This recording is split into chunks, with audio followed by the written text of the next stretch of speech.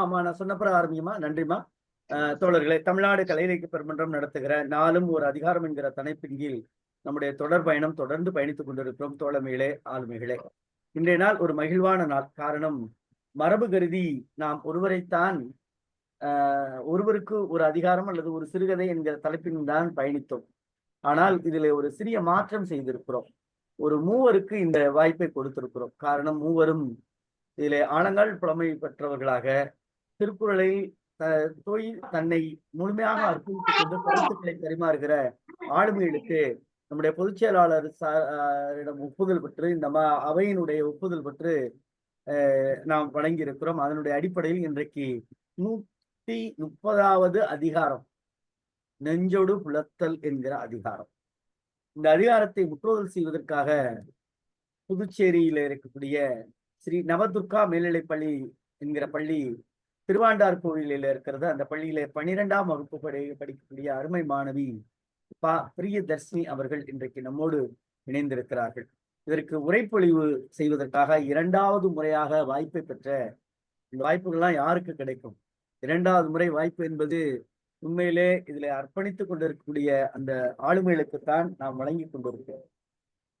அப்படி ஆளுமைகளாக இருக்கக்கூடிய நம்முடைய பேராசிரியர், திருச்சிராப்பள்ளியில் இருக்கக்கூடிய தந்தை பெரியார் அரசு கலை மற்றும் அறிவியல் கல்லூரியுடைய பேராசிரியர், இணை பேராசிரியர் ஐயா முனைவர் கிருஷ்ணன் அவர்களுக்கு இந்த வாய்ப்பை பெற்றிருக்கிறார்கள். அவரை இந்த நேரத்திலே நாம் மிக்க மகிழ்ச்சியோடு வரவேற்பதில் பெருமை அடைகிறோம். ஆக 2 ஆளுமைகளையும் நாம் வரவேற்பதில் மற்றற்ற மகிழ்ச்சி அடைகிறோம். ஆளுமைகளே, தோளுமைகளே, முதலிலே பர்க்குணம் திலகவதி அவருடைய இணையருடைய அருமை மகள் பிரியதர்ஷினி அவர்கள் முற்றோதல் செய்ய வருமாறு தமிழ்நாடு கலை இலக்கிய பெருமன்றத்தின் சார்பாக தோழமையோடு அழைக்கின்றோம். தோழமையை வருக, முற்றோதல் செய்க. அம்மா, முற்றோதல் செய்கமா.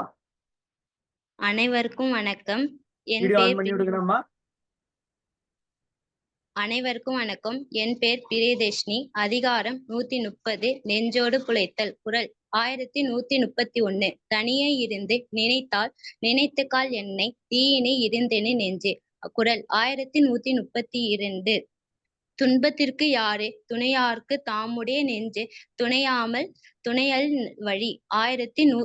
குறள் 1133. இனி என்ன நின்னோடு சுழல்வாழே நெஞ்சே துணை செய்து தூள்வாய்க்கண் மற்று.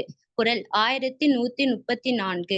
பேராண்மை அஞ்சும் பிரி அஞ்சும் பியாரா இடிம்பே தென் நெஞ்சே. குறள் 1135.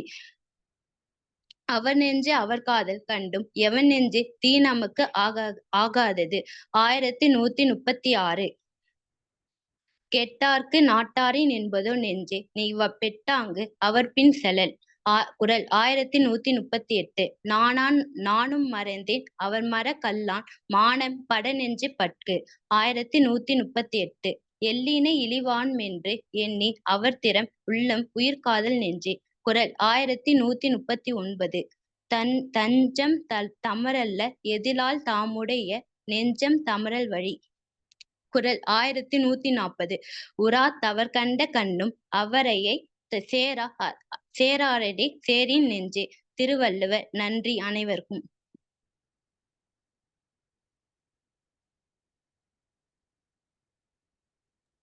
நன்றிடாமா, மிக்க மகிழ்ச்சிடா.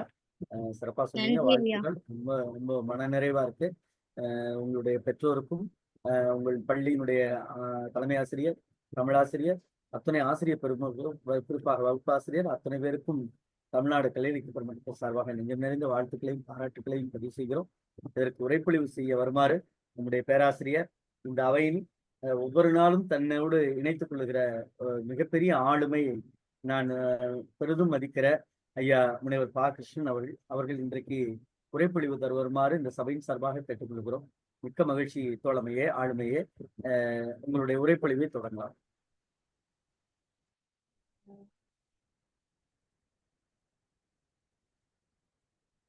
நாளும் ஒரு அதிகாரம் என்கிற தலைப்பில் 129 நாள்களை கடந்து 130வது நாளான இன்று இன்பத்துப்பாலில் 130 30வது அதிகாரமான நெஞ்சொடு புலத்தல் என்கிற அதிகாரத்தை இன்றைக்கு மிகப்பெரிய ஆளுமைகளோடும் தமிழ்நாடு கலை இலக்கிய பெருமன்றத்தினுடைய பொதுச் செயலாளர், மேனாள் பொதுச் செயலாளர், தமிழ்நாடு கலை இலக்கிய மன்றத்தினுடைய ஆளுமைகள் இந்த நிகழ்வினை மிக சிறப்பாக நாளும் ஒருங்கிணைத்துக் கொண்டிருக்கக்கூடிய பேராசிரியர் ஐயா கருமுருகன் ஐயா அவர்களுக்கும், ஐயா சிவசுப்பிரமணியன் அவர்களுக்கும், இந்த நிகழ்விலே தினமும் நாங்கள் எல்லாம் ஓரிரு நாட்கள் அல்லது அதற்கு மேலாக கூட இந்த நிகழ்விலே கலந்து கொள்ள இயலாவிட்டாலும் கூட தினமும் மிக சிறப்பான வகையிலே கருத்துரைகளை வழங்கக்கூடிய மேனாள் பொதுச் செயலாளர் ஐயா ரவீந்திர பாரதி ஐயா அவர்களுக்கும், சாத்தூர் கணேசன் ஐயா அவர்களுக்கும், மற்றும் நல்லாசிரியர் நடராஜன் ஐயா அவர்களுக்கும், இன்னும் இந்த நிகழ்விலே தொடர்ந்து கலந்து கொண்டு சிறப்பான கருத்துரைகளை வழங்கக்கூடிய தோழர்களுக்கும், தமிழ்நாடு கலை இலக்கிய பெருமன்ற தோழர்களுக்கும், நல்ல ஆளுமைகளுக்கும், தமிழ் ஆர்வலர்களுக்கும், சான்றோர்களுக்கும் தினமும் மனனம் செய்து இங்கே அந்த குரல்களை சொல்லுகின்ற மாணவ கண்மணிகளுக்கும் என்னுடைய வணக்கத்தை தெரிவித்துக் கொள்கிறேன். இன்றைக்கு இந்த 10 குரலையும் சொன்ன பிரியதர்ஷினி மாணவி பிரியதர்ஷினி அவர்களுக்கும் என்னுடைய வணக்கத்தை தெரிவித்துக் கொள்கிறேன்.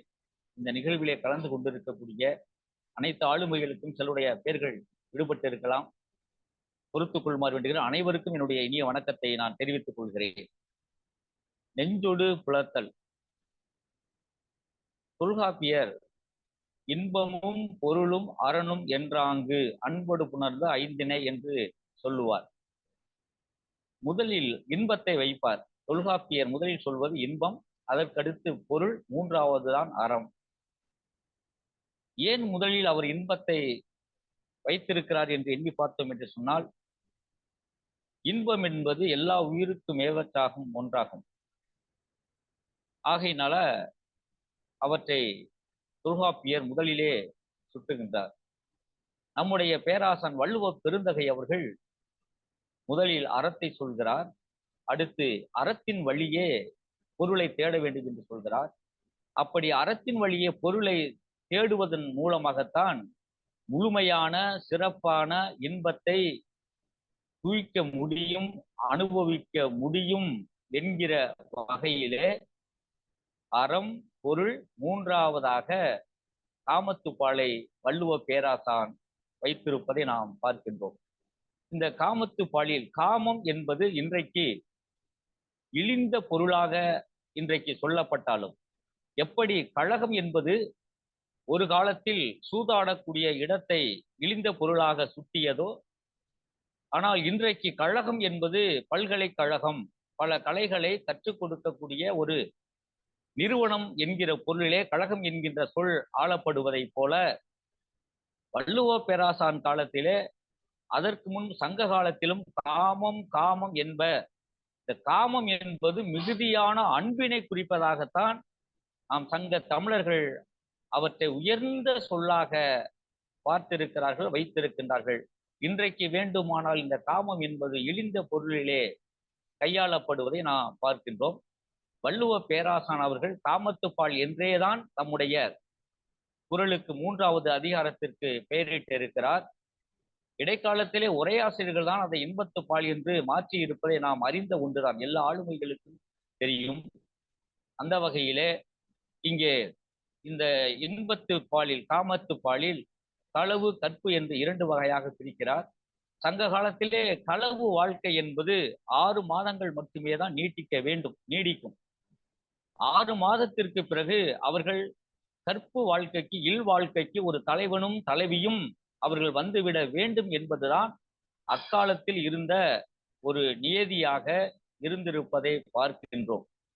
அதன் அடிப்படையிலே தான் இந்த இன்பத்துப்பாலில் கற்பியல் என்கிற அந்த பிரிவிலே நெஞ்சொடு புலத்தல் என்கிற அதிகாரத்தை வள்ளுவ பெருந்தகை வைத்திருக்கின்றார். இங்கே தலைவன் தலைவி என்பது கணவன் மனைவியாக நாம் ஏற்றுக்கொள்ளலாம்.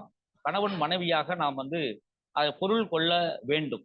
இது களவு வாழ்க்கையில் வருவது அல்ல. ஏனென்றால் சங்க காலத்தில் களவு வாழ்க்கை என்பது 6 மாதங்களுக்கு மேல் நீட்டிக்க கூடாது என்பதுதான் முறையாக இருந்திருக்கின்றது. அதன் பிறகு அவர்கள் கணவன் மனைவியாக இல்வாழ்க்கைக்கு கற்பு வாழ்க்கைக்கு அவர்கள் வந்து விடுவதை பார்க்கின்றோம். அந்த வகையிலே இங்கே தலைவன் தலைவி என்பது கணவன் மனைவியாக நாம் ஏற்றுக்கொள்ளலாம் என்பது என்னுடைய ஒரு கருத்தாக அமைகின்றது. முதலில் இந்த புலத்தல் என்று சொன்னால் நாம பொழுது புலர்ந்தது என்று சொல்கிறோம், விடிந்தது, வெளிச்சம் கிடைத்தது என்று நாம் சொல்கின்றோம். ஆனால் இங்கே நெஞ்சோடு புலத்தல் என்பது தலைவி தன்னுடைய நெஞ்சுக்கு சொல்வதாக, தம் நெஞ்சை அவர்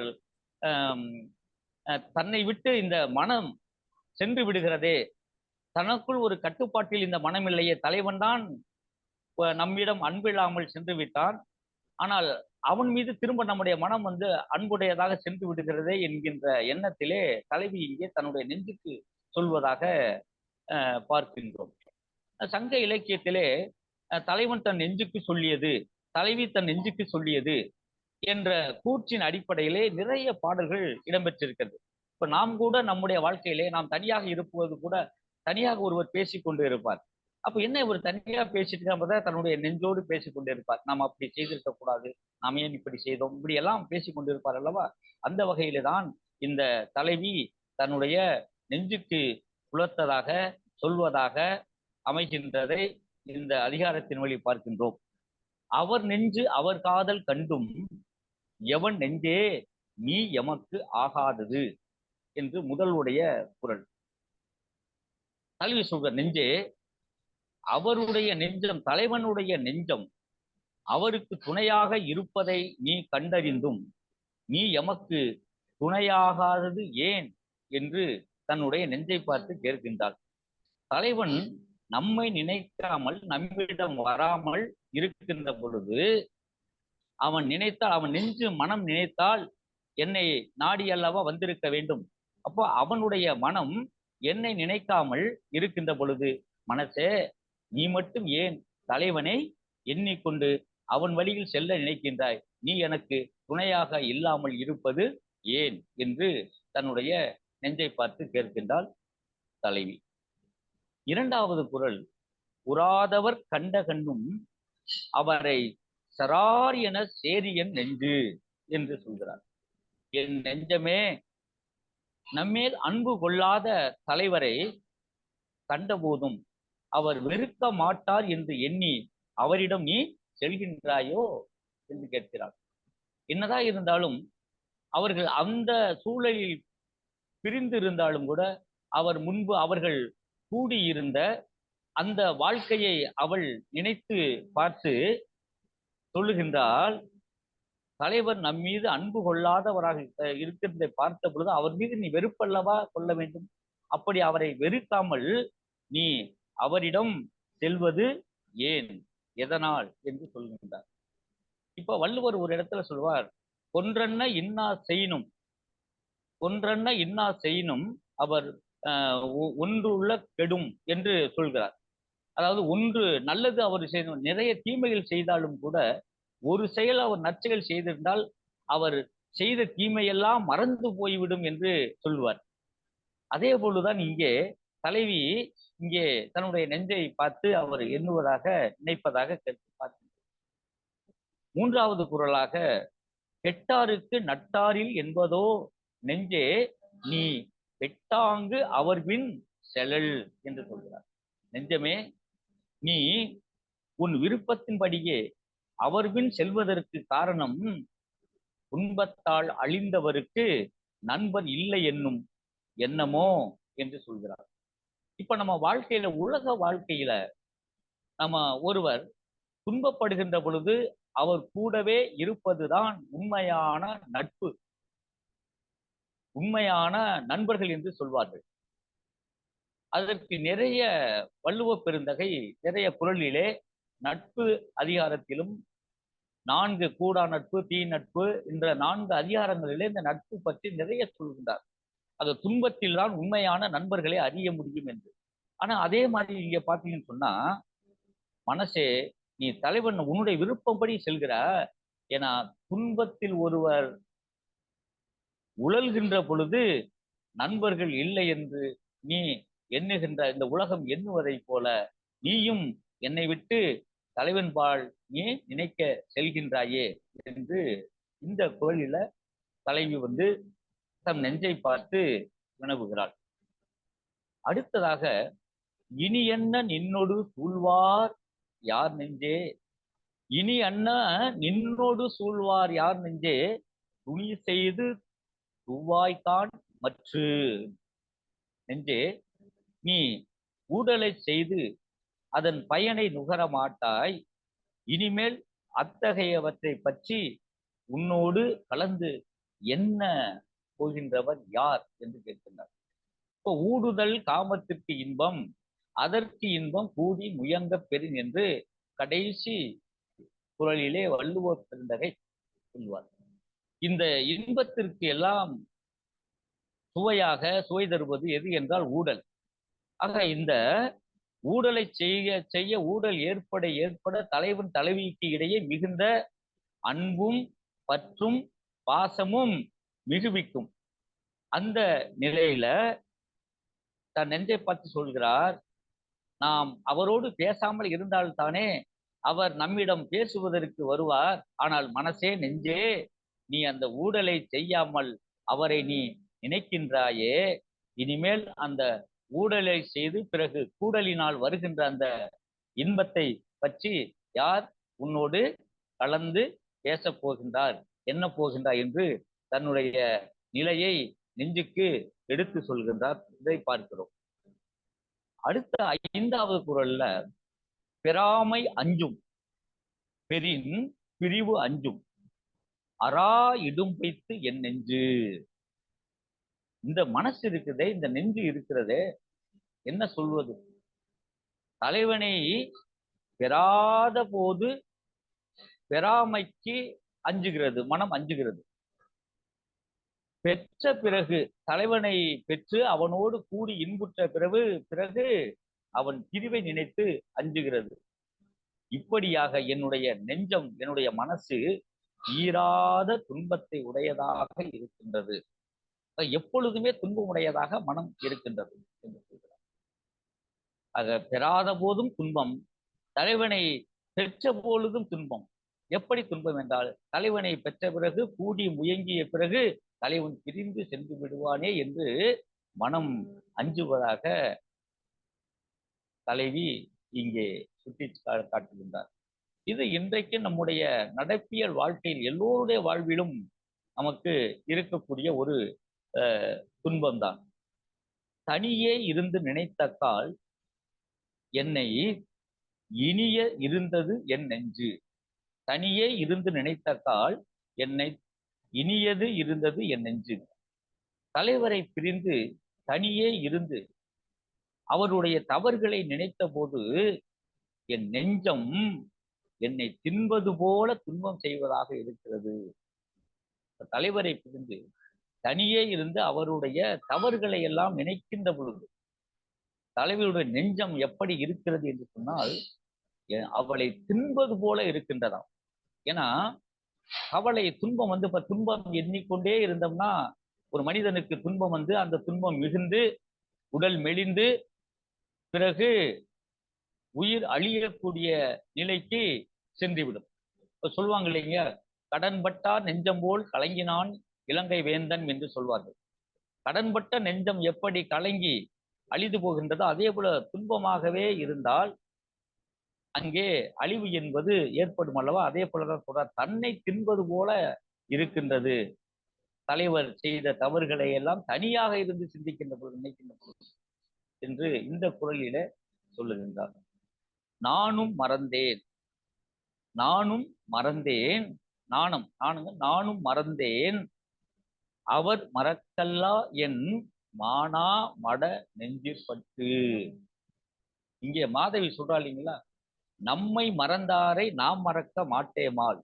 மாதவியை விட்டு கோவலன் பிரிந்து சென்ற பிறகு மாதவி தனியே இருந்து சொல்கிறாள், நம்மை மறந்தாரை நாம் மறக்க மாட்டேன். இதுதான் அன்பினுடைய ஆழத்தினுடைய நாம் சான்றாக பார்க்கிறோம்.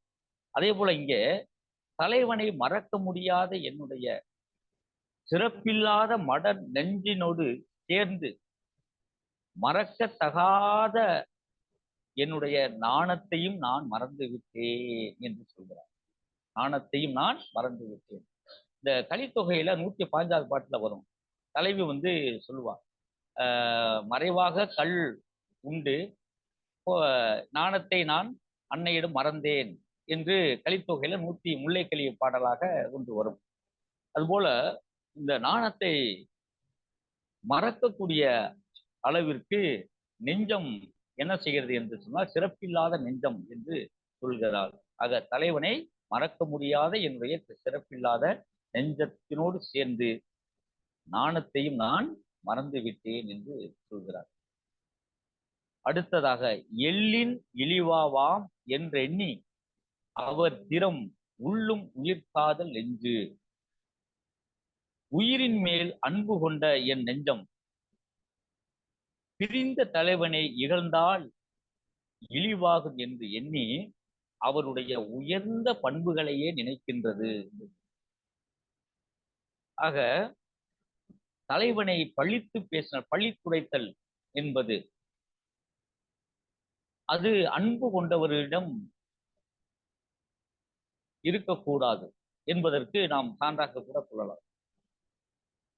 ஏனென்றால் பிரிவு என்பது நிரந்தரம் இல்லாத, நிரந்தரமான பிரிவு என்பது அது வேறு. இந்த பொருள் வயிர் பிரிதல், கல்வியில் பிரிதல் என்பதெல்லாம் மீண்டும் அவர்கள் திரும்பி பரத்தையர் பிரிதல் என்பதெல்லாம் தங்க காலத்திலே மீண்டும் தலைவியை நாடி பிறகு அன்புடன் வாழ முயற்சிப்படுகின்ற ஒரு பிரிவு. அதனால இப்ப நம்ம கூட சொல்லுவோம், வாழ்க்கையில எடுத்தேன் கவிழ்த்தேன் என்று எதையும் பேசிவிடக் கூடாது என்றெல்லாம் சொல்வார்கள். நன்கு ஆராய்ந்து பார்த்து தெளிந்த பிறகுதான் எதையும் நாம் பேச வேண்டும். ஏனென்றால் தலைவனும் ஒருவர் நாளைக்கு சந்தித்துக் கொள்வார்கள். இன்றைய வாழ்க்கையில் கூட அந்த வார்த்தை சொல் யாகாவாராயின் ஆகாத்த காவாக்கால் சோகாப்பர் சொல் இழுக்கப்பட்டு தீயினால் சுட்டவன் உள்ளாரும் ஆறாதே நாவினால் சுட்டவர் என்று சொல்வதை போல வார்த்தையை நாள் அந்த பட்ட புண் என்றும் ஆறாதது. ஆகையினால என்ன பண்றா அப்படின்னா, தலைவனை இகழக்கூடாது. தன்னை விட்டு பிரிந்து சென்றாலும் பிரிந்து சென்ற தலைவனை இகழக்கூடாது என்று எண்ணி அவருடைய உயர்ந்த பண்பையே எண்ணுகிறது. ஆக மனம் உயர்ந்த பண்பையே எண்ணுகிறது என்று சொல்கிறார். ஆக உயிரின் மேல் காதல் கொண்ட என்னுடைய நெஞ்சமானது பிரிந்த தலைவனை இகழ்ந்தால் இழிவாகும் என்று எண்ணி அவருடைய உயர்ந்த பண்பையே நினைக்கின்றது. அப்படி ஒவ்வொருவரும் ஒருவர் தமக்கு தீங்கு செய்தாலும் கூட அவருடைய உயர்ந்த பண்பையே எண்ண வேண்டும் என்பதுதான் வள்ளுவனுடைய கருத்தாக கோட்பாடாக இருக்கின்றது. மிகுதியான் மிக்கவை செய்தாரே தாம் தான் தகுதியான் வென்று விடல் என்று கூட வள்ளுவர் சொல்வார். ஒரு தீங்கு செய்தவரே அவர் நம்முடைய தகுதியினால் உயர்த்தி காட்ட வேண்டும் என்பதை போல இங்கே தலைவனுடைய உயர்ந்த பண்பையே தன்னுடைய நெஞ்சம் நினைப்பதாக பார்க்கின்றோம். துன்பத்திற்கு யாரோ துணையாவார் தாமுடைய நெஞ்சம் துணையல் வழி. ஒருவருக்கு துன்பம் வந்தபோது தாம் உரிமையாய் பெற்றுள்ள நெஞ்சமே துணையாக விட்டால் வேறு யார் துணையாவார்? நம்மளே கேட்கிறோம், ஒருவருக்கு துன்பம் வருகிற பொழுது அவர் கூட இருக்கக்கூடிய தலைவனோ, தலைவிக்கு துன்பம் வந்தால் தலைவனும், தலைவனுக்கு துன்பம் வந்தால் தலைவியும், அல்லது பெற்றோருக்கு துன்பம் வந்தால் பிள்ளைகளும் துணையாக இல்லாவிட்டால் வேறு யார் துணையாக இருப்பார்கள்? துணையாக மாட்டார்கள். அதுபோல நெஞ்சமே நீ எனக்கு துணையாக இல்லாத பொழுது வேறு யார் எனக்கு துணையாக இருப்பார் என்று இந்த குறள்ல அருமையாக சொல்கின்றார். தஞ்சம் தமரல்லர் ஏதிலார் தாமுடைய நெஞ்சம் அமரல் வழி. ஒருவருக்கு தாம் உரிமையாக பெற்ற நெஞ்சமே, உறவாக இல்லாத பொழுது அயலார் உறவில்லாதவராக இருப்பது எளிதே ஆகும். ஆக இங்கே முதலில் மன வலிமை, எதையும் தாங்கிக் கொள்ளக்கூடிய மன வலிமை, நெஞ்சு உரம் முதலில் ஒருவர் பெற வேண்டும். தலைவனாக இருந்தாலும் தலைவியாக இருந்தாலும் பெற வேண்டும். அப்படி பெற்றால்தான் இந்த உலக வாழ்க்கையை மிக சிறப்பான வாழ்க்கையாக, செம்மையான வாழ்க்கையாக வாழ முடியும். ஆக ஒருவர் அகவாழ்விலும் சரி புற வாழ்விலும் சரி தம் மனம் நெஞ்சம் வலிமை உடையவராக உரமிக்கவராக இருந்தால்தான் எதையும் எதிர்கொண்டு வாழ முடியும் என்பதை குறிப்பாக அக வாழ்க்கையில் ஒருவரை ஒருவர் பொறுத்து கொள்ளக்கூடிய தன்மையும் இருந்தால்தான் அந்த வாழ்வு செம்மையான வாழ்வாக அமையும் என்பதை இந்த 10 குறட்பாக்களின் மூலமாக வள்ளுவ பெருந்தகை சொல்வதை நாம் பார்க்கின்றோம்.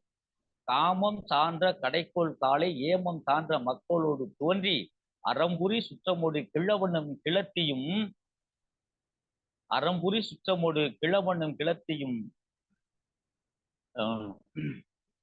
சிறந்தது பயிற்றல் இறந்ததன் பயனே என்று வள்ளுவ பெருந்தகை அவர்கள் தொல்காப்பியர் அவர்கள் பொருளதிகாரத்திலே மிக சிறப்பாக நம்முடைய மனித வாழ்க்கைக்கு இலக்கணம் சொன்ன தொல்காப்பிய பொருளதிகாரத்திலே எடுத்து சொல்வார்களே அல்லவா?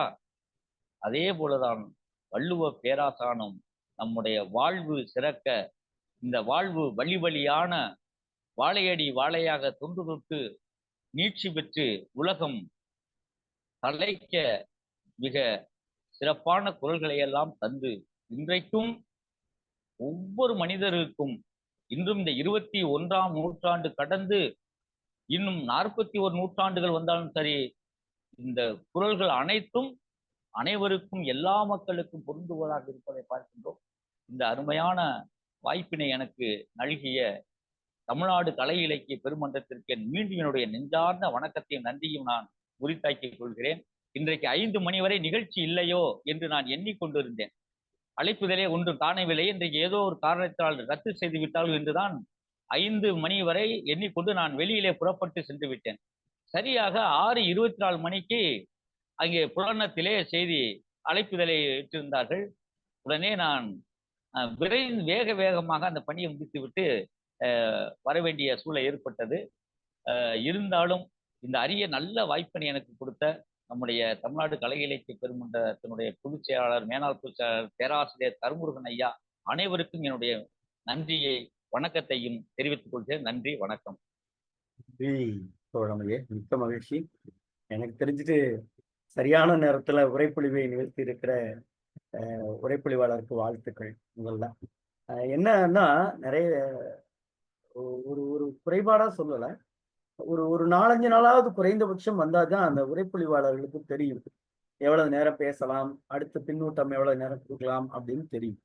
சரியான நேரத்தில் நிறைவு செய்திருக்கிறார். ஆகவே இன்றைய தினம் அதிகபட்சம் 9:15 தாண்டாது என்று நானும் நம்புகிறேன். அதற்கேற்றாற் போல பின்னூட்டம் தருகிற பெருமக்களும் தங்களுடைய நேர மேலாண்மையும் தங்களுடைய கருத்து செறிவையும் சரியாக பதிவும் செய்யுமாறு கேட்டுக்கொள்கிறேன். ஐயா ரவீந்திர பாரதி ஐயா அவர்கள் மீண்டும் ஒரு அன்பான வேண்டுகோள், தயவு செய்து திருக்குறளை மீண்டும் ஒரு முறை சொல்லி மீள் உருவாக்கம் செய்ய வேண்டாம், கருத்தை மட்டும் பதிவு செய்யும். ரவீந்திர பாரதி ஐயா, கவிஞரே வணக்கம்.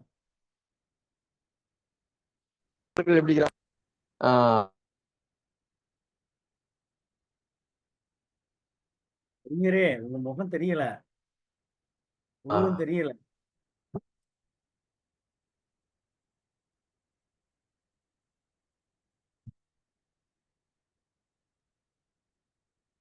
போன்ல பேசிட்டு இருக்காங்களா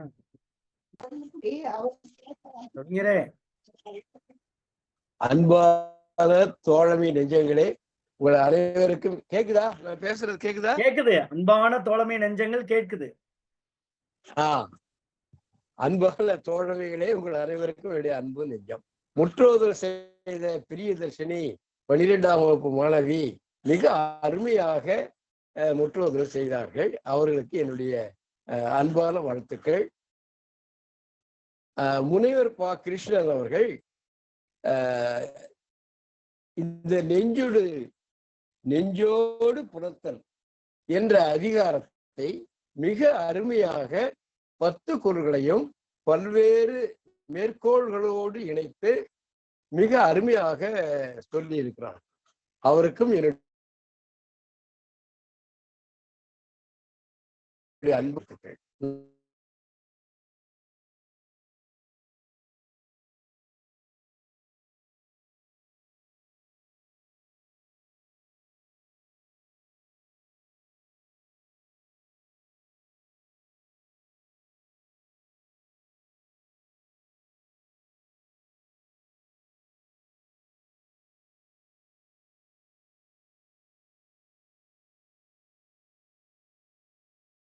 இந்த தலைவி தன்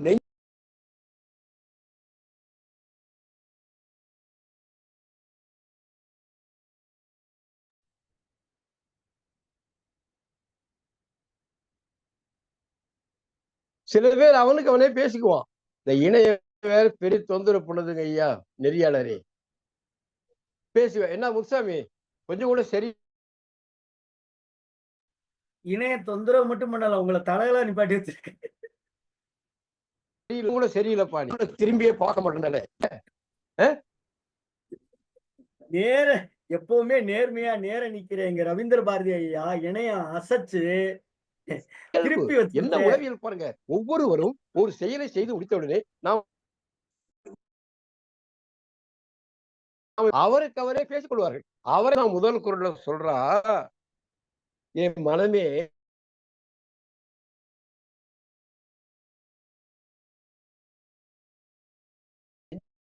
நாம பேசுற மாதிரி திருவள்ளுவர் அவர் எழுதிய தமிழ் இன்றைக்கு நாம பேசுற மாதிரி இருக்கு. அதான் தமிழ் உயிர்ப்போடு காரணம். 2000 ஆண்டுகளுக்கு முன்பிருந்து அது உயிர்ப்போடு தொடர்ச்சியாக வருகிறது. நல்ல நம்ம மாதிரி நம்ம பேசுற மாதிரி பாருங்க. அவர் நெஞ்ச அவர் காதல் கண்டோம். ஆனா அவர் நெஞ்ச அவருக்காகவே நம்மள நினைக்கலைங்க, அது அவருக்காகவே இருக்குது. அப்படி இருந்து நீ ஏன் எனக்காக இருக்க மாட்டேன்ற, அவர் பின்னாலே ஓடுற, என்ன ஒரு நாடக பாங்கோட கேக்குறா பாருங்க. அவர் நெஞ்சு அவருக்கு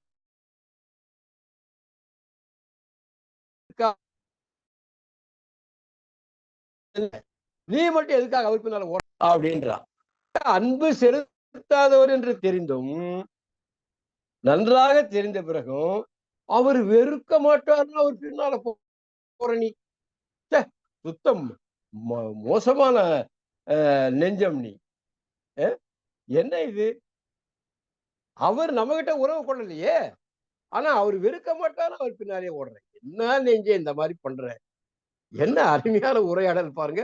ஏன்னா கோபம் பாருங்க. ஏற்கனவே நெஞ்சோடு கிடத்தல் சொல்லிட்டார் வள்ளுவர். இங்க நெஞ்சோடு புலத்தல், நெஞ்சோடு கோபித்துக் கொள்ளுகிறாள். என்ன இலக்கிய சுவை! அப்பா வள்ளுவ பெருமாள் மிகப்பெரிய பேராற்றல் மிக்க கவிஞன். உன் விருப்பப்படி அவர் பின்னாலேயே போறையே. ஒரு அருமையான பழமொழிங்க. கெட்டு போனவங்களுக்கு உறவு கிடையாது, கெட்டு போனவளுக்கு நண்பர்கள் கிடையாது. நல்லா இருந்தாதான் அவனுக்கு சொந்தம், இவனுக்கு அவனுக்கு சம்மந்தமே இருக்காது. தூரத்து உறவா இருக்கிறவங்க கூட ரொம்ப தாய்மாமன் எனக்கு வேணுமா, வசதியா இருந்தா தாய்மாமன். ஆனா கெட்டு போயிட்டா சொந்த தாய்மாமனே கூட என்னமோ அவன் சொல்லிக்கிறான் தாய்மாமன்ட்டு, அவ்வளவுதான், நமக்கு அவனுக்கு எந்த உறவும் கிடையாதுங்க அப்படின்னுவான். கெட்டாருக்கு நட்டாரில், கெட்டு போனவர்களுக்கு நண்பர்கள் கிடையாது என்பதை நீ உறுதி செய்து விட்டாய். நீ என்னோடு இருக்கிற நெஞ்சு என்னோட அந்த ஆளோட போயிருக்கிறியே, இந்த காதலனோட போயிருக்கிறிய நீ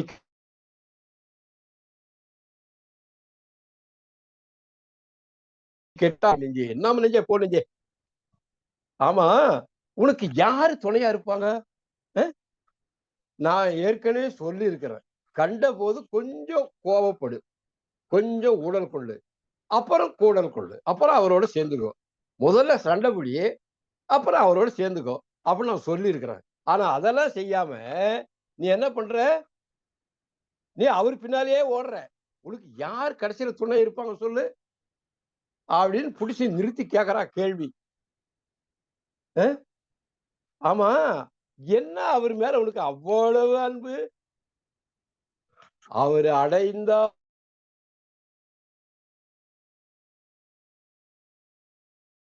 முடியவில்லை, கிடைச்ச துன்பம் தான் உனக்கு, போ.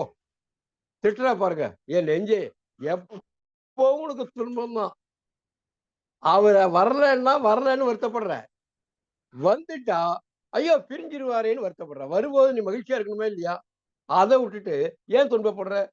உன்னை திருத்த முடியாது, நீ எப்பவுமே துன்பப்படுறதுக்குன்னே பிறந்து இருக்கிறப்போ அப்படின்றா. நான் தான் தனியா இருந்து வருத்தப்பட்டு இருக்கிறேனே, நீ வேற என் கூடயே ஏன் இருக்கிற? என்னை தின்றதுக்கா? என்னை தின்னு தீர்ப்பதுக்கா இருக்கிற நீ?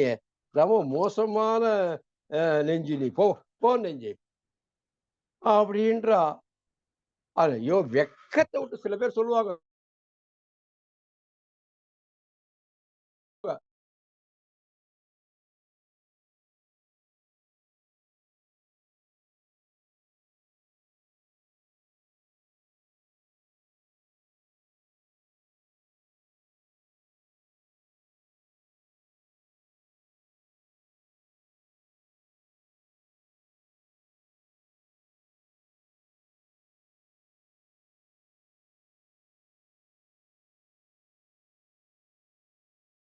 சொல்றேன் ஏன் நெஞ்சே, நீ வந்து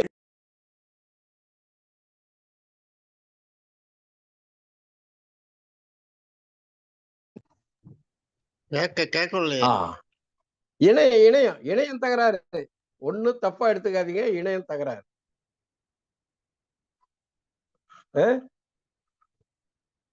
ஆமா மனமே, அவ்வளவு என்ன காதல் உனக்கு அவர் பேர்ல? உயிர் காதல் போ. அதனால் அவரை இகழ்ச்சி பண்ணா இழிவு என்று கருதி அவருடைய நல்ல குணங்களையே சொல்லிக்கிட்டு இருக்கிறாய். ஓ நெஞ்சே, ஆமா, துன்பம் வரும்போது யார் துணையா இருப்பாங்க? கடைசி ரெண்டு குரல்லங்க, இதுவரைக்கும் சண்டை பிடிச்சிக்கிட்டு வந்த தலைவி, தன் மனதோடு சண்டை போட்டு கொண்டு வந்த தலைவி, கடைசி ரெண்டு குரல்ல சமரசத்துக்கு வந்துடுற, வேற வழி இல்லை. மனசு கூட ஒத்து போய் தானே ஆகணும். ஆமா மனமே, நெஞ்சே, உன்னை விட எனக்கு யார் துணையாக இருக்கிறாங்க? எனக்கு நீ துணையாகிற நெஞ்சே. துன்பத்திற்கு யாரே துணையாவார்? தாமுடைய நெஞ்சம் துணையல்ல வழி. நீ எனக்கு துணை இல்லாம போனா எனக்கு யார் துணை இருப்பாங்க? அதனால நீ எனக்கு துணையாரு நெஞ்சே. ஒரு சமரசத்துக்கு வரா. கடைசி குரல் பாருங்க, எனக்கு உரிய நீயே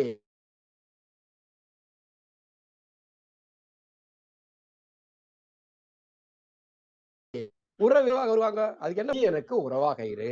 நீ எனக்கு உறவாக இல்லை என்றால் வேற அயலார் யாரு எனக்கு உதவி செய்வாங்க? தஞ்சம்னு அயலார்கிட்ட போக முடியுமா? போக முடியாது.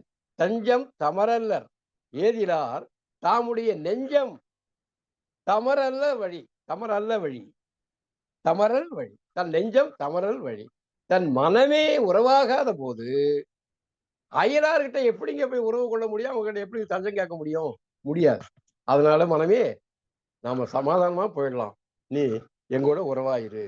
அருமையான அதிகாரம், மிகச்சிறந்த நாடக பண்புடைய உரையாடல் தன்மையுடைய ஒரு நெஞ்சோடு புலத்தல், நெஞ்சோடு கொபித்தல், நெஞ்சோடு உடல் கொள்ளுதல் என்பதை அழகாக பெண்ணினுடைய, ஒரு இளம் பெண்ணினுடைய, காதல் கொண்ட பெண்ணினுடைய அன்பு, கணவன் மீது மிக மிக அன்பு செலுத்துகின்ற ஒரு உன்னதமான பெண்ணினுடைய மன உணர்வுகளை மிக வள்ளுவர் அழகான சித்திரங்களாக இந்த 10 குறளிலும் பதித்திருக்கிறார்.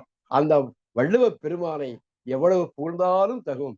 இப்படிப்பட்ட ஒரு நல்ல இந்த அதிகாரத்தை முற்றோதல் செய்த பிரியதர்ஷினி அவர்களுக்கும், அருமையாக பொழிவு செய்த ஐயா முனைவர் பா. கிருஷ்ணன் அவர்களுக்கும் என்னுடைய அன்பான வாழ்த்துக்கள். இப்படிப்பட்ட ஒரு நிகழ்ச்சியை ஏற்பாடு செய்த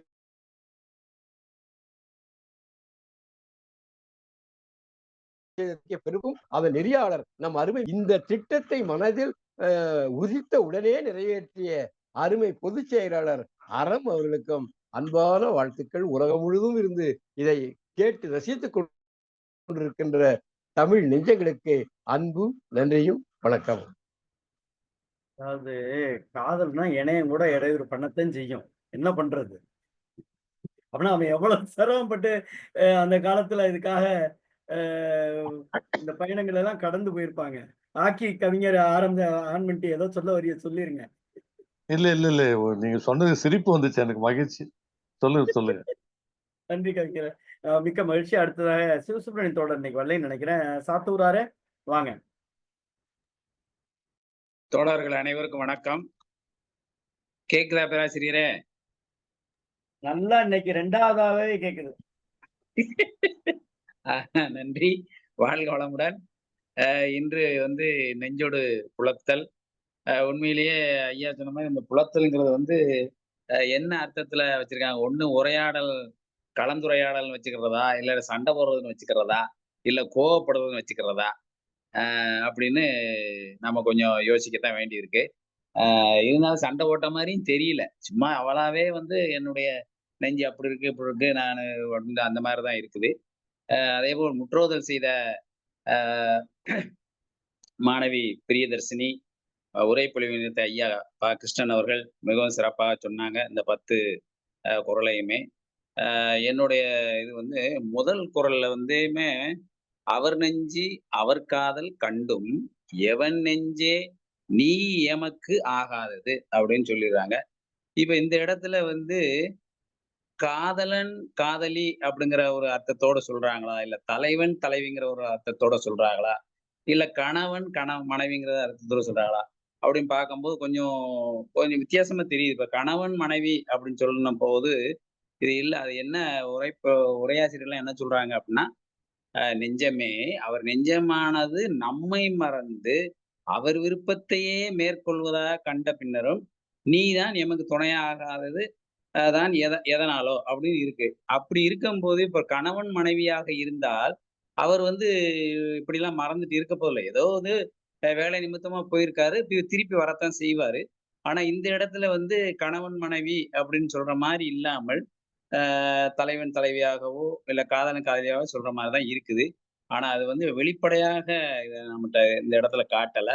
அதனால இந்த 1வது குறள் அந்த மாதிரி எனக்கு ஒரு சந்தேகத்தை கிளப்புற மாதிரி இருக்குது. அதே மாதிரி 3வது குறள் பாத்தீங்கன்னா, கெட்டார்க்கு நட்டார் இல் என்பதோ நெஞ்சே நீ வெட்டாங்கு அவர் பின் செல்லல் அப்படின்னு இருக்கு.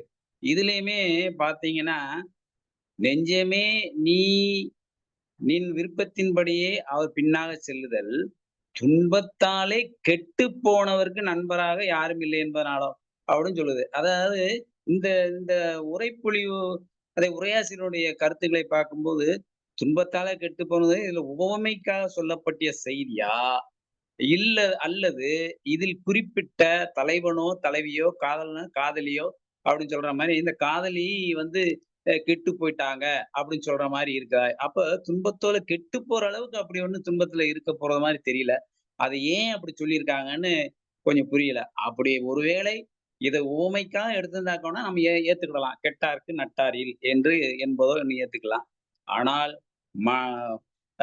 காதலியோ இல்ல தலைவியோ கெட்டு போயிட்டாங்க, துன்பத்துல கெட்டு போயிட்டாங்கன்னு சொல்றதுல ஒரு சரியில்லாத ஒரு இதாகத்தான் இருக்குது. அவர் வள்ளுவர் எழுதியிருக்கிறாரு. என்னுடைய கருத்து அப்படி. அதை நான் அடுத்து சொல்லும்போது நம்மளுடைய ஆளுமைகள் கொஞ்சம் விளக்குனா கொஞ்சம் சிறப்பா இருக்குன்னு நினைக்கிறேன். மற்றபடி குறள்லாம் கொஞ்சம் ஈஸியான குறளாகத்தான் இருக்கிறது. ஐயா கிருஷ்ணன் அவர்கள் அதை தெளிவா நமக்கு சொல்லிட்டாங்க. வாழ்க வளமுடன். வணக்கம், வாழ்த்துக்கள். நன்றி தோழமையே, மிக்க மகிழ்ச்சி. அரசல்வியம்மா சொல்றீங்களா இன்னைக்கு?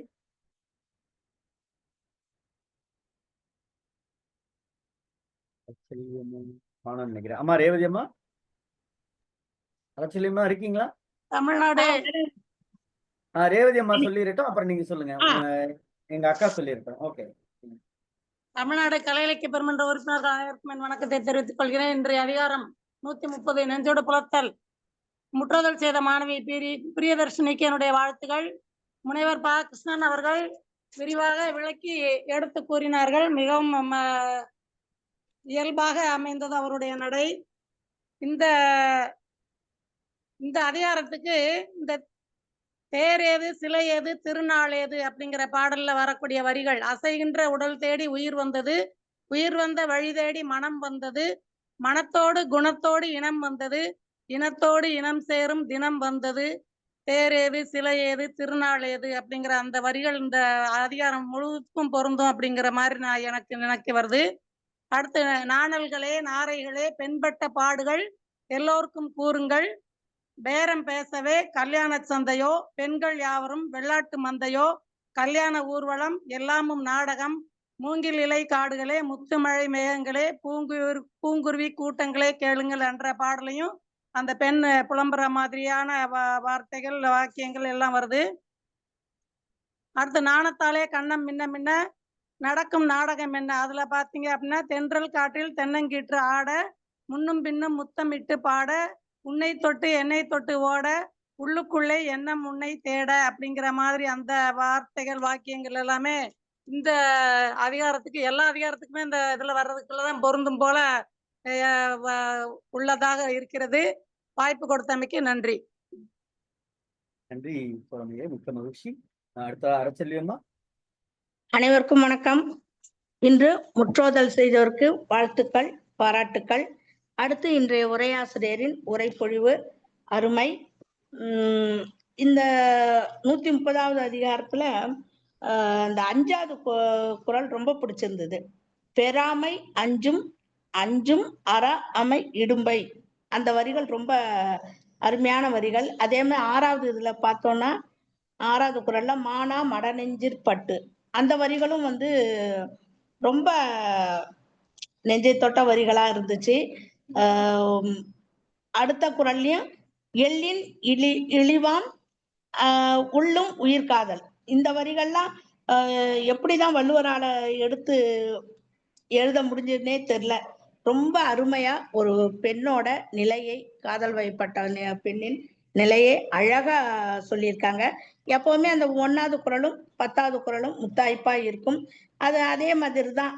நெஞ்சம் தமரல் வழி, அந்த வரிகளும் ரொம்ப அருமை. அருமையான அதிகாரம், அருமையான உரைப்பொழிவு, அருமையான நிகழ்வு. வாய்ப்புக்கு நன்றி, வணக்கம். நடையில் நின்றுயர் நாயகன் போல ஆக்கி கவிஞர் ஆக்கி ஐயா வணக்கம். வணக்கம் ஐயா வணக்கம் ஐயா, அனைவருக்கும் வணக்கம். முற்றோதல் செய்த மாணவிக்கும் சிறப்பாக சங்க இலக்கியங்கள் எல்லாம் எடுத்து சான்று காட்டிய முனைவர் ப. கிருஷ்ணன் அவர்களுக்கும் என்னுடைய வாழ்த்துக்களையும் மகிழ்ச்சியையும் பாராட்டையும் தெரிவித்துக் கொள்கிறேன். காலம் கருதி இந்த முதல் குறள் என்பது அத்தனை பேருக்கும் அண்ணன் ரவீந்திர பாரதி அவர்கள் சொன்னது போல, அவர்கள் அந்த பின்னூட்டத்திற்கு பிறகு நாம் பேசுவது அவ்வளவு சிறப்பாக இருக்காது என்றால், அத்தனையும் நாடக பாணியில் அண்ணன் அவர்கள் இந்த நாடகத்துடைய மாடுலேஷன் சொல்லுவார்கள். ஒரு நடிப்பு தன்மையோடு இந்த உரையை சிறப்பாக வழங்கிய அண்ணன் ரவீந்திர பாரதி அவர்களுக்கு முதற்கண் என்னுடைய நன்றியை தெரிவித்துக் கொள்கிறேன். இந்த முதல் குறள் ஆக நெஞ்சோடு புலத்தல் என்பது தலைவியும் அவளுடைய நெஞ்சமும் அவங்களுக்கு இருவருக்கும் உள்ள செய்திதான். இந்த பாடல் முழுக்க 10 குறளிலுமே ஒரு தலைவி தன்னுடைய மனதோடு பேசிக் கொண்டிருக்கார். மனதோடு புலம்பல். புலம்பல் என்பதே நமக்கு தெரியும் எந்த அளவுக்கு அது ஒரு ஆழமுடையது, எவ்வளவு வருத்தங்களையும் துன்பங்களையும் சேர்த்து வைத்து தனக்குத்தானே பேசிக்கொள்வது என்பதுதான் அடிப்படையாக இருக்கும். அதனால இந்த குறள் அவர் சொல்றா, அவருக்கும் அவர் காதல் கண்டும், அவர் நெஞ்சு அவர் காதல் கண்டும். ரொம்ப அற்புதமான வரி. நெஞ்சு, அவருடைய நெஞ்சு அவர் சொல்ற மாதிரி போகுது. என் நெஞ்சு நான் சொல்ற மாதிரி வரணும் இல்ல, ஆனா நீயும் அவர் கூடவே போகுது. என்ன நியாயம்? எப்படி அது சரி? நீ எனக்கு ஆகாதது எப்படி? அவர் பாக்கெட்டு அவர் பாக்கெட்டு, என் பாக்கெட்டு சரி. அவர் பாக்கெட்டு என் பாக்கெட்டு அவர் பாக்கெட்டா தான் எப்படி? அது அவருடைய மனம் அவருக்கானது, என்னுடைய மனம் எனக்கானது. அவர் சொன்னதை அவர் மனசு கேக்குது. மனசு நான் சொல்றது நீ கேட்கணும் இல்ல, ஆனா அவர் சொல்றதே நீ கேட்டுன்னு போறியே, அப்ப என்னுடைய மனசு எனக்கு ஏன் ஆகவில்லை என்ற ஒரு நிலையை ரொம்ப அழகாக வள்ளுவர் குறிப்பிட்டு, ஒரு தலைவனுடைய மனதுக்குமான ஒரு நிலையை அழகாக விளக்கிறார்கள். அதுக்கு அடுத்த குறள் கெட்டார்க்கு நட்டாரில், வாழ்க்கையிலே கெட்டவர்களுக்கு, துன்பத்தில் உழவர்களுக்கு துணை யாரும் வரமாட்டார்கள் என்ற ஒரு நிலை.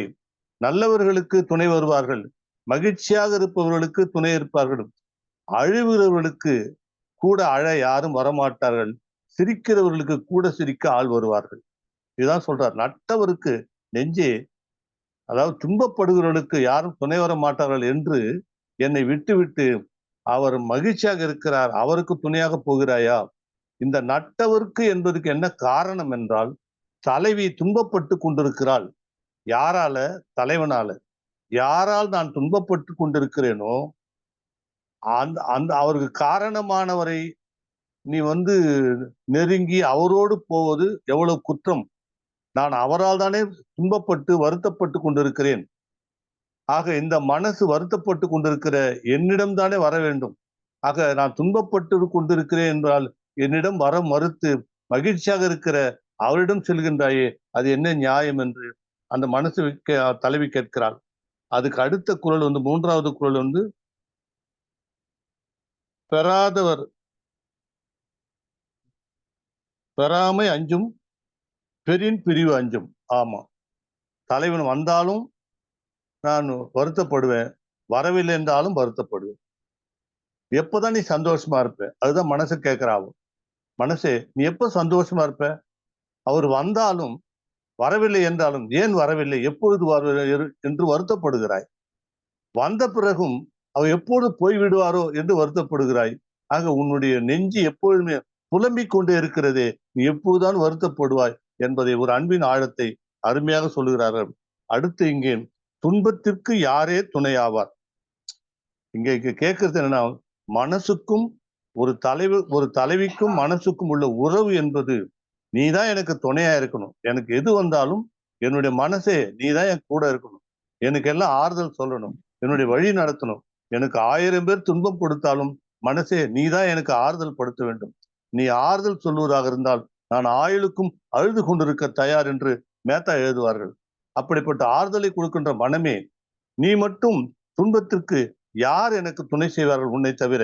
நான் தம்முடைய நெஞ்சம் துணையல்லால் வழி, அதாவது ஒருவருக்கு துன்பம் வந்த போது தாம் கொண்டுள்ள மனம் துணையாக விட்டால் துணைவாகின்றவர் வேறு யார் வருவார்கள் என்ற ஒரு அற்புதமான ஒரு கேள்வியை, மனதுக்கும் தலைவிக்கும் மனதுக்கும் இருக்கின்ற உறவை ஒரு வலுப்படுத்தி சொல்கின்ற இந்த நிகழ்வு.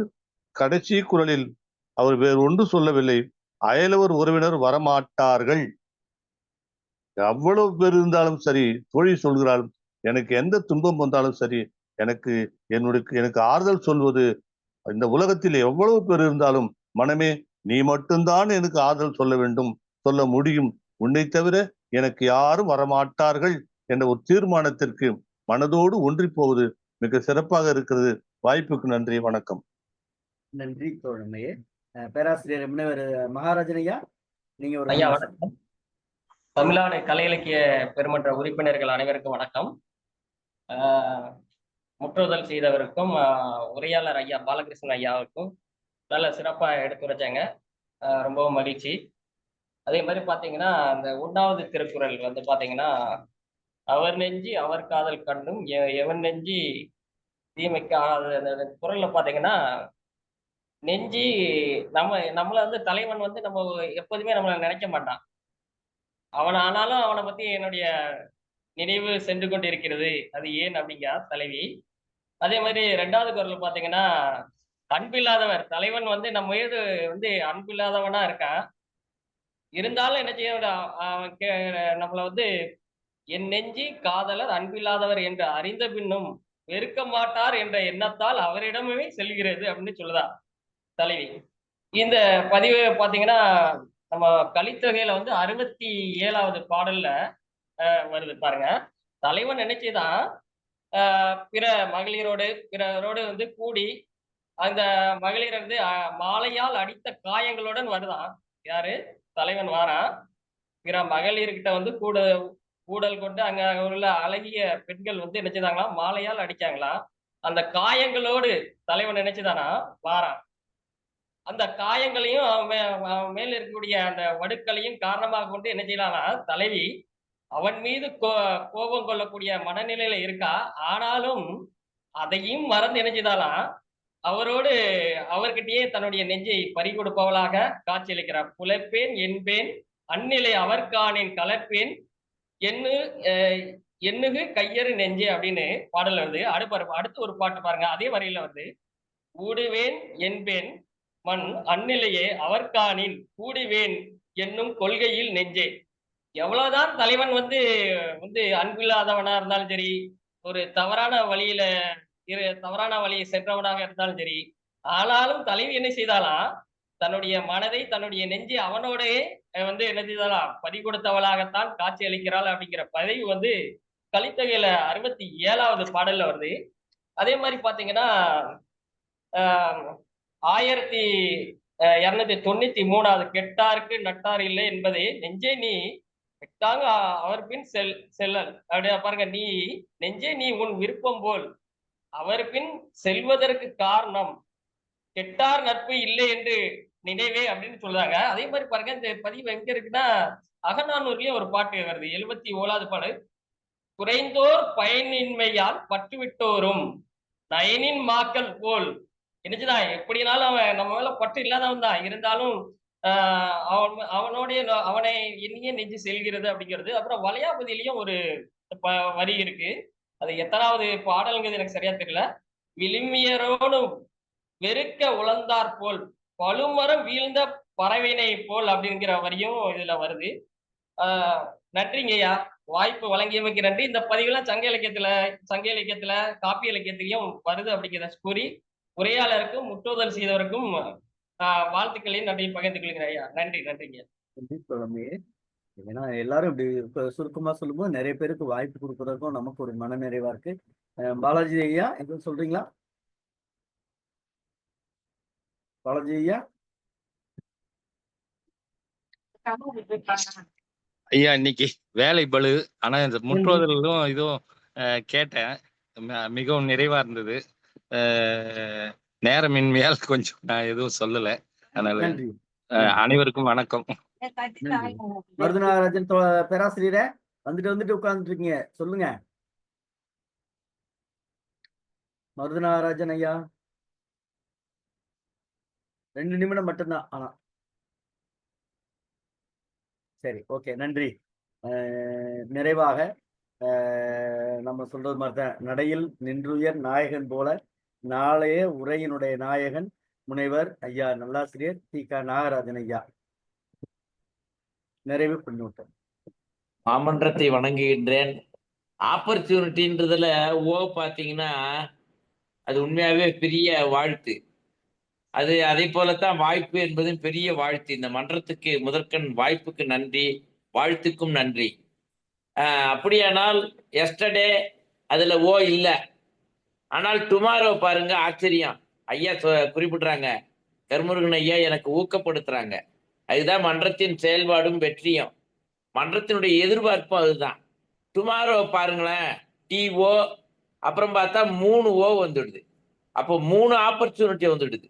அப்படித்தான் தலைவிக்கு இன்னைக்கு சேர்ந்து இருக்கிறா.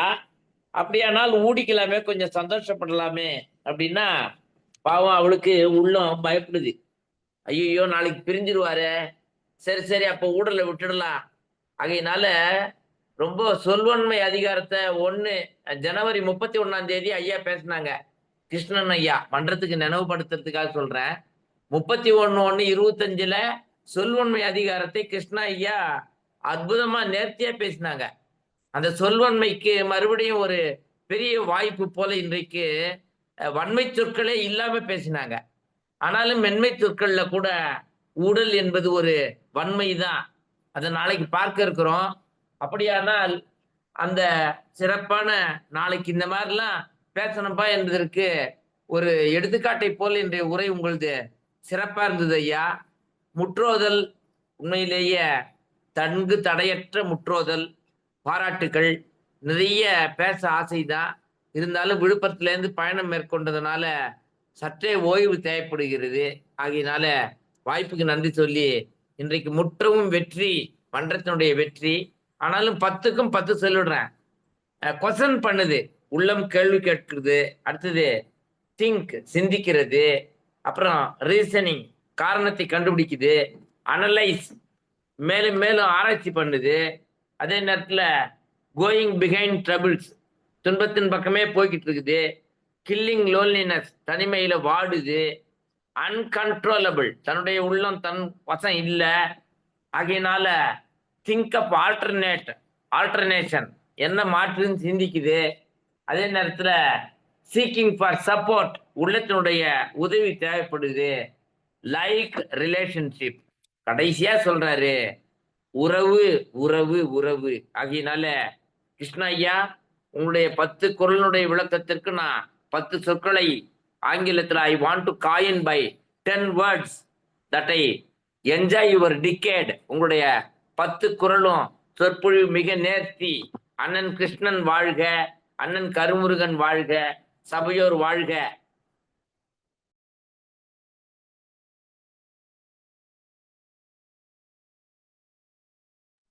நன்றி கிருஷ்ணன் ஐயா. நிறைவாக கிருஷ்ணன் ஐயா, பேராசிரியர் எதுவும் சொல்றீங்களா? என்ன பொதுச் செயலாளர் பேசுறாங்க. மீண்டும் அனைவருக்கும் வணக்கம். இந்த அருமையான 2வது முறையாக நல்வாய்ப்பினை தந்திருக்கக்கூடிய மீண்டும் நம்முடைய தமிழ்நாடு கலை இலக்கிய பெருமன்றத்தில் இந்த நிகழ்வுக்கு இந்த 10 குறளுக்கும் மிக சிறப்பாக பின்னூட்டம் அளித்த என்னால் பொதுச் செயலாளர் ஐயா ரவீந்திர பாரதியில் இருந்து இப்போ நிறைவாக பின்னூட்டம் அளித்திருக்கக்கூடிய நல்லாசிரியர் முனைவர் டி.க. நாகராஜன் ஐயா, இந்த நாளை டுமாரோங்கிறதுக்கு அது அருமையாக விளக்க சொன்னார். 3 ஆப்பர்ச்சுனிட்டிஸ் சொல்லிட்டு இந்த 10 குறளுக்கும் ஆங்கிலத்தில் அவரு மாதிரி சுருங்க சொல்லி விளங்க வைத்தல் அப்படிங்கிற ஒரு வகையில மிக சுருக்கமாக ஆங்கிலத்தில் மிக சிறப்பாக சொன்னாங்க. அனைத்து பின்னூட்டம் அளித்த அனைத்து ஆளுமைகளுக்கும் என்னுடைய நன்றியும் வணக்கத்தையும் தெரிவித்துக் கொள்கிறேன். நம்ம தொல்காப்பியத்துல மெய்ப்பாட்டியலோடு இதை பொருத்தி பார்க்கலாம், அதெல்லாம் தேவை வச்சிருந்தேன். நேரம் கருதி காலம் கருதி சரி அப்படிங்கிறதால நான் சுருக்கமாக எடுத்து நான் சொன்னேன். இந்த வாய்ப்பு நல்கிய அனைவருக்கும், ஒருங்கிணைப்பாளர் ஐயா பேராசிரியர் ஐயா அவர்களுக்கும் அனைவருக்கும் மீண்டும் என்னுடைய இனிய வணக்கமும் நன்றியும் தெரிவித்துக் கொள்கிறேன். நன்றி. நிறைவாக நம்முடைய தமிழ்நாடு கலை இலக்கிய பொதுச் செயலாளர் தோழமைமிக்க மருத்துவர் தா. அரமையா அவர்கள். தோழர் அனைவருக்கும் வணக்கம். இன்னைக்கு முற்றோதல் செய்த பிரியதர்ஷினி ரொம்ப அருமையா கடகடன்னு சொன்னாங்க. அவருக்கு வாழ்த்துக்களையும் நன்றியும் தெரிவித்துக் கொள்கிறோம். கிருஷ்ணன் ஐயா ரொம்ப அருமையா பல உதாரணங்களை சொல்லி நமக்கு தொல்காப்பியத்தினுடைய அந்த ஜீவாவும் இதே செய்யுளைத்தான் எடுத்திருப்பார். ஒரு இல்வாழ்க்கையின் பயன் என்ன என்று தொல்காப்பியர் எதை சொல்லுகிறார் என்பதற்கு இந்த குறளைத்தான் அவர் எடுத்திருப்பார். தொல்காப்பியரை அறிமுகப்படுத்துவதே அதை வைத்துதான் அறிமுகப்படுத்துவார். அதோடு முடித்திருந்தார். ரொம்ப அருமை. இன்னைக்கு இந்த வழக்கமா பார்த்துக்கிட்டே வர இந்த காதலியும் தன்னுடைய நெஞ்சோட பேசுறது அப்படின்றது, அது மனச்சாட்சியோட பேசுறதுன்றது. மருத்துவத்துறையில ஒருத்தர் யாராரு என் மனச்சாட்சி என்னோட பேசிக்கிட்டே இருக்க மாதிரி காதுல கேட்டுக்கிட்டே இருக்குன்னா அது ஒரு மனநோயின்னு நாங்க முடிவு பண்ணிடுவோம். இது இந்த மனச்சாட்சி இல்ல, நெஞ்சோடு ஒரு விவாதம் வைக்கிறது. கவிஞர்கள் அதை அந்த பெண் செஞ்சாலா இல்லையான்னு தெரியாது, ஆனா ஒரு செய்யற மாதிரி ஒரு கற்பனையை அவளுடைய சிந்தனை படும் பாடை ஒரு 10 குறளாக நெஞ்சோடு இது பண்றாங்க. ஒவ்வொன்றுமே மிக அருமையா இருக்கு. அவர் நெஞ்சு அவரோட போறப்ப நீ ஏன் என் கூட இருக்க மாட்டீங்கன்னு கேட்கறது. அப்புறம் அவரு நம்மளதான் விட்டு போயிட்டாரு, ஆனாலும் வெறுக்க மாட்டார், நீ ஏன் பின்னாடி போற அப்படின்றது. அந்த கெட்டாருக்கு நட்டாரில்ன்றது இது காமத்துப்பால்ல வந்திருக்கு. இதே இது வேற எதையாவது ஒண்ணுல வந்திருந்தா செல்வம் இல்லாதவருக்கு, நம்ம ரவீந்திர பாரதி ஐயா கூட சொன்னாங்க, நல்லா வாழ்ந்தா இது நான் அவனுக்கு தாய்மாமன்பான், நல்லா வாழலைன்னா தாய்மாமன் சொல்லிக்கிறான் ஆனா எனக்கு யாருன்னு தெரியாதுன்ற மாதிரி. இன்னைக்குள்ள உலகம் அப்படிப்பட்ட உலகமாக இருக்குது. அது காமத்துப்பால்ல சொல்றாங்க, கெட்டாருக்கு நட்டார் இல்லை. இது பொதுவாக எல்லா இடத்துலயுமே கொடுக்கலாம்.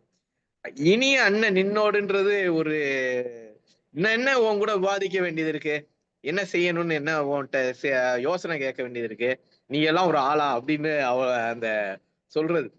பிறகு அந்த பெண்ணுடைய பாடு எப்படி இருக்கு, வந்துட்டாலும் வராத வரைக்கும் வரலேன்னு கவலை, வந்துட்டாருன்னா பிரிஞ்சு போயிடுவாருன்ற கவலை.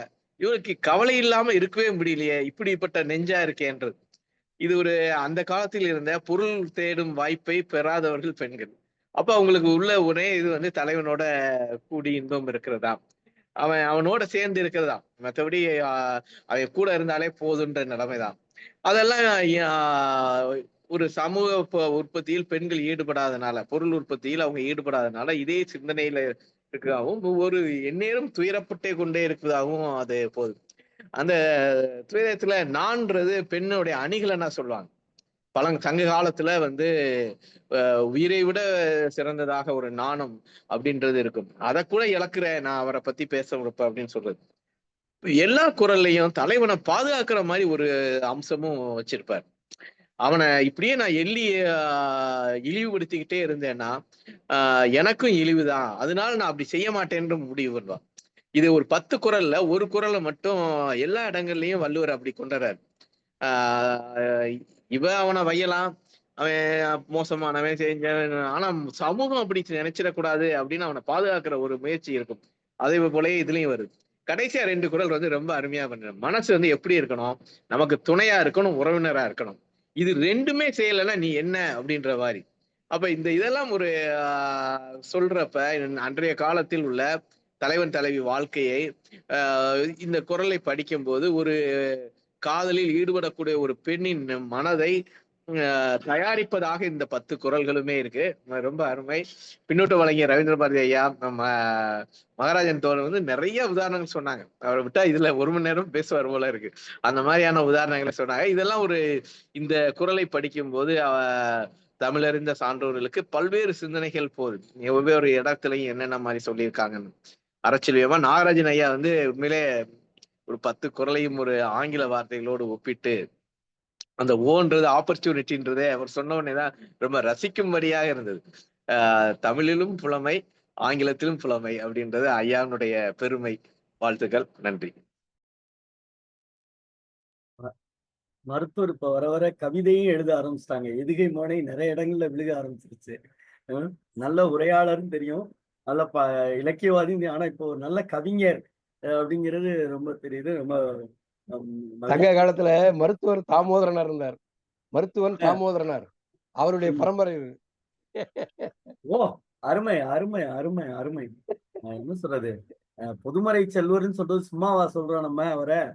ரொம்ப மகிழ்ச்சி, ரொம்ப நல்லா இருக்கு, மன நிறைவா இருக்கு. வாழ்த்துக்கள். பொதுச்செயலாளரே, நாளைய நிகழ்வுக்கு போயிடலாம்னு நினைக்கிறேன். சரிங்க. நாளைய தினம் 131வது அதிகாரத்தை நம்மோடு சொல்லுவதற்காக புதுச்சேரியில் இருக்கக்கூடிய லாசுப்பேட்டை தாகூர் நகரில் இருக்கக்கூடிய தோன் பஸ்கோ மேல்நிலைப் பள்ளியினுடைய 2ஆம் வகுப்பு மாணவர் சொல்லுகிறார். அதான் முக்கியம். ஏன்னா அது நம்ம விரும்பியே நினைச்சது மாதிரியே அமைஞ்சிருச்சு. 2ஆம் வகுப்பு மாணவர் ரா பவித்ரன் அவர்கள் முற்றோதல் செய்கிறார். இதற்கு உரைப்பொழிவுக்காக எப்படி சொல்றதுன்னே தெரியல. இந்த மன்றத்துக்கு கிடைத்த மிகப்பெரிய விலைமதிப்பில்லாத ஒரு பெருஞ்செல்வம்.